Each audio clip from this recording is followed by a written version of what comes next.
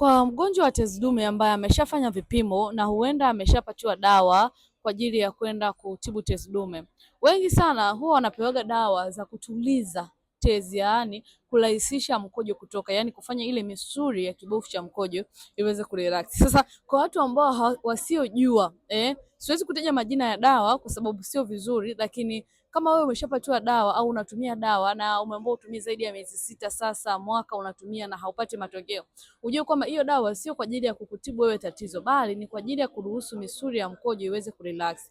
Sasa mara nyingi unapotumia hii dawa kwa muda mrefu, tezi yako ina tabia mbili, inakuwa ina vari. Kuna kipindi utaona inapanda, kuna kipindi utaona inashuka. Maana yake wewe utakuwa ndani ya hiyo variation siku zote. Na mbaya zaidi, unapotumia hizi dawa zinaenda kupoteza hisia kabisa kabisa ya tendo la ndoa, lakini vile vile zinakufanya hata kushiriki tendo la ndoa unashinda kufika mshindo, kwa sababu kama misuli ikirelax, basi hata shahawa au mbegu za kiume zitasogea na kwenda mbali zaidi. Na ndio maana maelfu ya watu wamekuwa wakitumia hizi dawa na hawaponi, lakini wengine wanajikuta PSA yao inapanda zaidi, yani kiwango cha protini ambacho kina determine saratani katika mwili wa mwanaume kinaongezeka zaidi, na mwisho wa siku wanajikuta au kulazimika kufanyiwa upasuaji pale ambapo wamechoka kutumia dawa. Inawezekana ni wewe na una changamoto ya tezi dume na umeshafanyiwa vipimo. Njoo sasa nikupe tiba muhimu, tiba maalum ya asili itakayoweza kuondoa tezi, lakini vile vile kukubakiza na wanaume wako. Mimi ni Madam Lailat, ndio yule nguli na bingwa changamoto zote za mkojo